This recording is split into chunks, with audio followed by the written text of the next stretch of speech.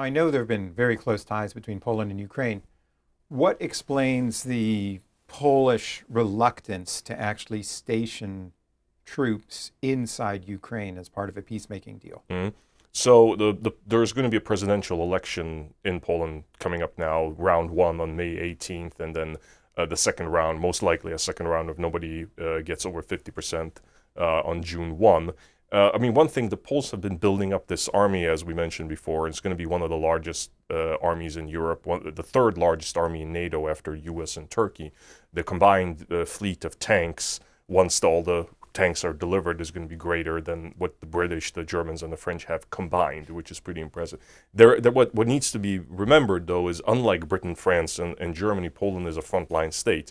They share a border with Russia to the northeast in Kaliningrad. They have a long border with Belarus, which is in effect a Russian satrapy, and the Belarusians have been conducting a form of hybrid warfare where they try to send these migrants across the border into Poland. They pick up migrants from Middle Eastern and African states. They fly them to Belarus and they tell them to cross the border because if they get into Poland, they will be in the European Union. So it's kind of a way to sort of try to destabilize Polish society. It hasn't worked because the Poles have built a barrier, reinforced the border, but that takes military resources. And of course, then in the direct southeast, there is Ukraine. So as a frontline state, Poland simply has to commit a large part of its army to the defense of its own borders. Now, I happen to personally think that it is a mistake from Poland to categorically rule that out.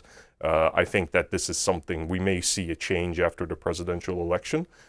This has to do with the fact that the current Polish prime minister is banking a lot on having the candidate of his party to win the election, and the far right in Poland. There is a far right in Poland, which is not necessarily pro-Russian, but you could call it mainly anti-Ukrainian, which is kind of trying to, ferment dissatisfaction on that. I mean, even if the Polish society have been extremely generous with Ukraine and with Ukrainian refugees, there is also a form of fatigue there as well, mainly having to do with refugee numbers and stuff like that.